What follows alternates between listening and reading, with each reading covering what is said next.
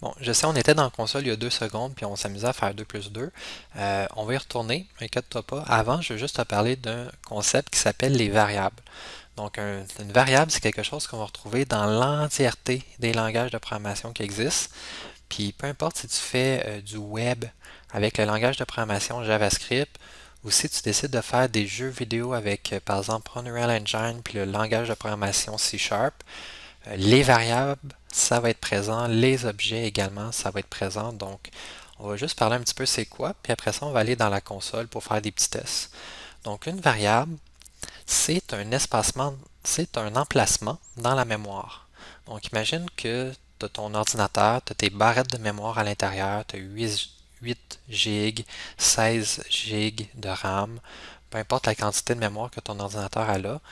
Les applications vont avoir besoin de stocker de l'information à l'intérieur de cette mémoire-là. Et comment que ça marche? Ben, c'est que les emplacements pour stocker, fait que là, on pourrait s'imaginer comme une boîte, on va leur donner des noms. Donc, par exemple, je pourrais avoir une boîte ici, puis je l'appelle âge, puis ça, ben, ce serait ma variable âge. Et à l'intérieur de cette boîte-là, qui est nommée âge, donc ma variable âge, je pourrais aller stocker ce que je veux. Donc, je pourrais stocker un chiffre comme 25. Donc, le concept de variable, vous connaissez ça. C'est un peu comme en mathématiques. X, Y, Z. Tu donnes une valeur à ton X, à ton Y, à ton Z. Ben ici, c'est juste qu'on ne va pas les appeler avec des noms plates comme X, Y, Z. On va leur donner des noms un peu plus cute. Une chose aussi qui est un peu particulière, les variables dans les langages de programmation, c'est pas seulement des chiffres que tu peux mettre à l'intérieur, mais tu peux aussi mettre des chaînes de caractères, comme ici une suite de caractères qui se suit, qui sont encadrés par un guillemet au début puis un guillemet à la fin. Et ça, je pourrais stocker ça dans une variable. Comme ici, j'ai stocké Montréal, mais j'aurais pu stocker Kevin a mangé du poulet, il avait faim. Avec les espaces et tout ça. Et ça, cette belle phrase-là, j'aurais pu la mettre dans une variable que j'aurais, par exemple, nommée phrase sympathique. Donc, également, une autre sorte de données qu'on peut aussi avoir dans une variable, c'est un objet. Donc, éventuellement, dans ce cours-ci, ben, très très prochainement, on va commencer à jouer un peu avec des objets, donc qui ont une représentation visuelle, des images, du texte qui est affiché à l'écran. Puis on va essayer de les bouger, jouer avec leur visibilité, la transparence, etc. Donc ça va avec parfois certaines variables, comme ici, on s'imagine, j'ai un beau Captain Toad. J'aurais pu nommer une variable Captain Toad, puis lui, il va faire référence à un objet.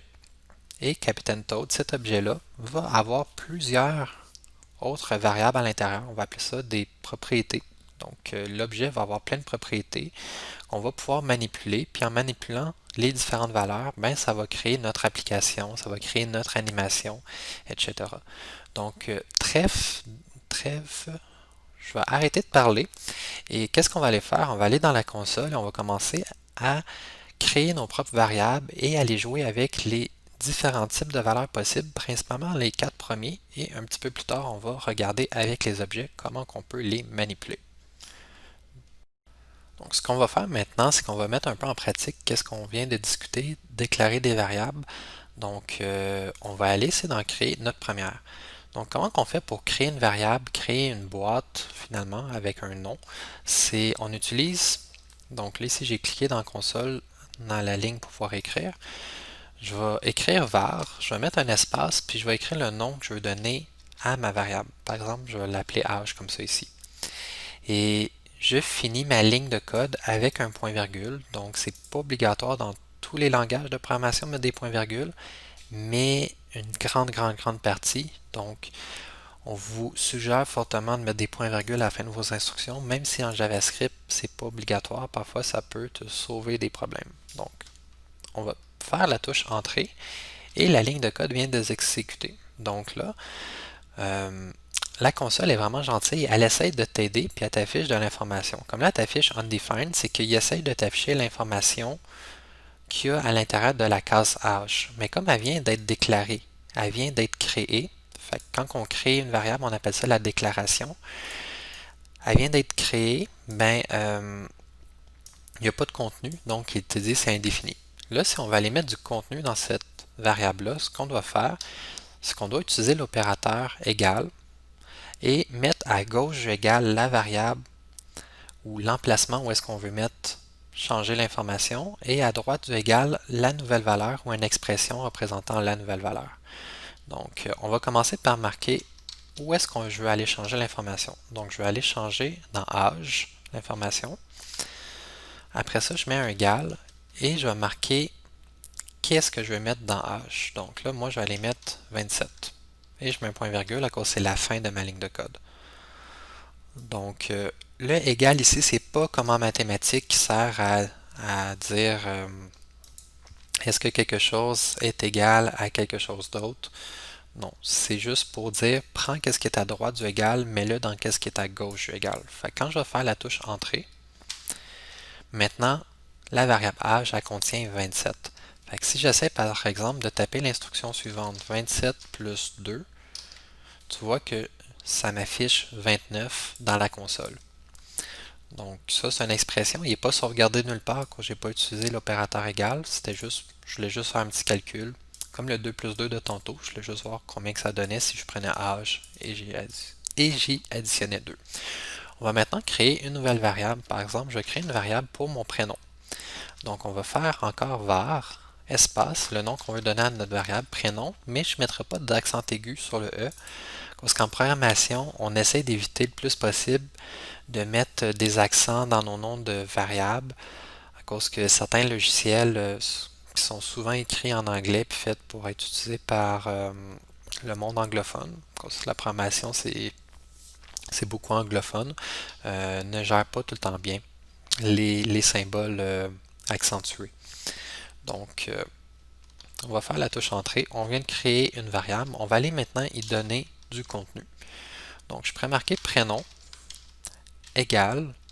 Et là, je voudrais marquer Kevin comme ça ici. Ou votre prénom à vous. Puis là, si tu as des accents dans ton prénom, tu peux le mettre, il n'y a pas de problème.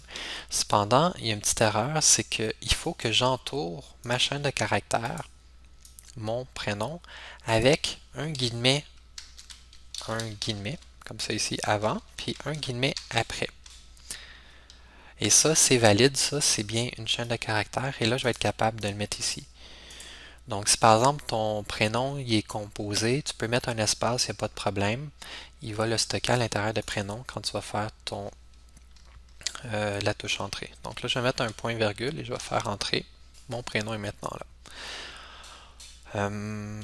Maintenant, qu'est-ce qu'on va essayer de faire? On va essayer de faire les deux étapes en même temps. C'est-à-dire que à chaque fois, je déclarais une nouvelle variable et après, j'allais l'initialiser, c'est-à-dire remplacer la valeur undefined qui est là par défaut par une nouvelle valeur. Mais je le faisais en deux étapes. Donc, je le faisais... Oh, ça a flashé. Donc, je le fais une instruction pour déclarer, une instruction pour initialiser. Là, je vais essayer de faire les deux instructions dans une seule ligne de code. Donc, vous allez apprendre que les développeurs sont parfois des êtres paresseux intelligents. Donc, s'ils peuvent faire quelque chose qui se fait en deux lignes de code en un, ils vont le faire. Donc, on va voir comment on peut faire ça. Donc, je vais écrire var pour dire je veux déclarer une variable. Puis là, on va se faire une variable qui va s'appeler nombre de vie. Fait que nombre de vie. Et à la place de mettre tout de suite mon point virgule comme ça, je vais plutôt aller mettre le symbole égal pour dire je veux donner une valeur à cette variable-là. Donc, je vais l'initialiser avec quelque chose et je vais lui donner la valeur pour l'initialisation. Mettons 3. Je fais entrer. Et maintenant, j'ai une variable qui s'appelle nombre de vie qui a été déclarée et initialisée avec une valeur en une seule ligne de code, donc avec une seule instruction. Donc maintenant, si par exemple j'essaie de faire nombre de vie plus 5, ça va m'afficher 8. Donc on va juste faire un petit récapitulatif de qu'est-ce qu'on vient de discuter. Donc si on fait un petit résumé de qu'est-ce qu'on vient de voir, pour créer une variable, une petite boîte comme ça, tu dois mettre le mot-clé var suivi du nom de ta variable, ça va te faire une variable avec rien dedans, undefined. Ça, on le fait une seule fois, cette instruction-là, par variable qu'on veut créer. Ne jamais le faire deux fois, c'est écrit en gros ici. JavaScript va te permettre de le faire, mais c'est mal. Et la majorité des autres langages de programmation vont juste te planter au visage quand tu essaies de faire quelque chose du genre. Donc, cette ligne-là, tu le fais une fois par variable. Ensuite, si tu veux aller mettre du contenu, tu vas utiliser l'opérateur d'assignation pour dire ce qui est à droite du égal, mets-le dans ce qui est à gauche du égal, comme ça ici. Et lorsque c'est la première fois que tu vas aller mettre du contenu dans une boîte, donc quand il est à undefined, on va parler que tu es en train de faire l'initialisation. Donc, tu es en train de donner une valeur initiale à ta boîte. Donc là, ça va tomber, mettons ici, âge va valoir 18. Après, tu peux faire encore ta variable égale une nouvelle valeur. Puis là, tu vas avoir changé la valeur de âge. Donc, tu vas y avoir assigné une nouvelle valeur à l'aide de l'opérateur d'assignation. Sinon, on a vu également que c'est possible de le faire en une seule ligne de code, cette opération-là. Donc, on peut faire la déclaration et l'initialisation combinée avec cette syntaxe-là ici. Donc, c'est tout pour cette notion.